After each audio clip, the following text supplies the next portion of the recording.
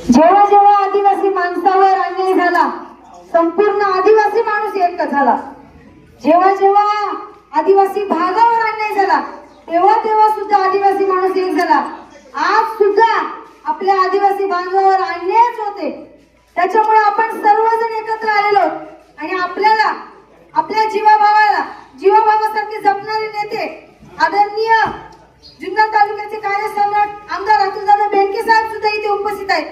आपणा सर्वांचे लाडके आदिवासी भागाचे आधार कार्ड देवरामजी लांडे साहेब इथे उपस्थित आहेत. समस्त सरपंच ग्रामस्थ उपस्थित सर्व इथे समाज बांधव उपस्थित आहेत. कारण विषयच असा आहे, जेव्हा जेव्हा प्रत्येकाच्या स्वार्थपोटी जर कोणाला काही करायचं म्हटलं तर तो प्रत्येक जण आणीबाणी करून आपल्या आदिवासी भागावर येऊन ठेवतो. तसंच एक ग्रहण आपल्या आदिवासी भागाला लागलेलं आहे.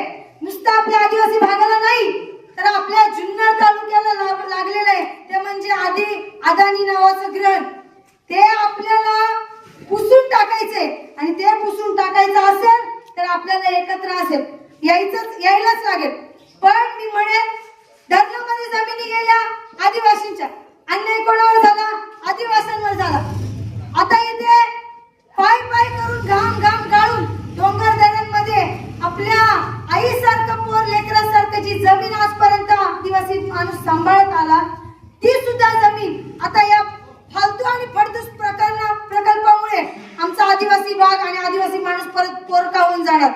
माझी समस्त आदिवासी बांधवांना विनंती आहे की जंतर मंतरवर तिथे एवढ्या विद्यार्थ्यांनी संघर्ष केला, त्यांच्या संघर्षाला न्याय मिळाला. पण आता आपली बाजू अशी ताठ धरून राहा की आपल्याला अदानी काय जगातला कोणताही माणूस झुकू शकणार नाही. कारण आपण इथले पाहिजे आहोत. आदिवासी माणूस म्हणजे ही संस्कृती जपणार आहे. आज जुन्नर तालुका पर्यटन तालुका म्हणून ओळखला जातो. ही संस्कृती आदिवासी लोकांनी जपून ठेवलेली आहे. आज त्यांच्याच पोटावर आणि त्यांच्याच घरावर उधळ मारण्याचं काम हे अदानी प्रकल्प करणार आहे. त्याच्यामुळे माझी समस्त आदिवासी बांधवांना विनंती आहे, आज आमदार साहेब इथे आलेले आहेत, त्यांना आपल्या समाजाबद्दल आपल्या आदिवासी भागाबद्दल तळमळ आहे म्हणून ते आलेले आहेत.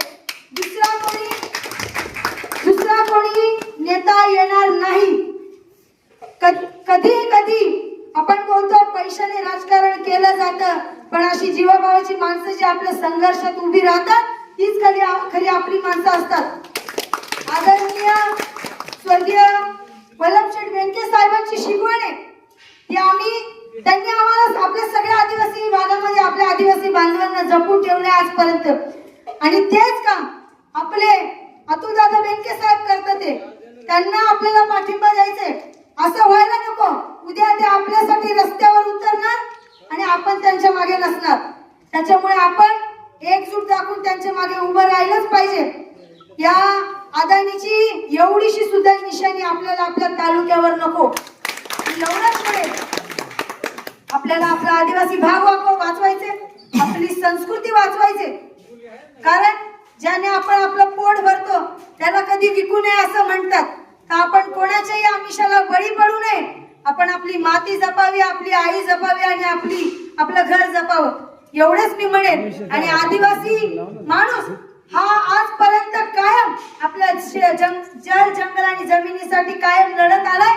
त्याच्यासाठी पुढे जरी लढायला लागलं, मरण जरी आलं तरी आम्ही शेवटपर्यंत लढा देत राहणार. एवढंच मी आपल्या ग्रामस्थांच्या समोर सांगू इच्छिते. आणि आपली ताकद आता संपूर्ण महाराष्ट्राला दाखवायची वेळ आलेली आहे. त्याच्यामुळे सगळ्यांनी एकजूट करून तयार राहा. आपल्याला कधी लढायची तयारी ठेवली पाहिजे आणि लढायला जावं लागणार आहे. मी जाता एकच म्हणेन, जंगल का राजा आदिवासी है, आदिवासी था और आदिवासी रहेगा. जय आदिवासी.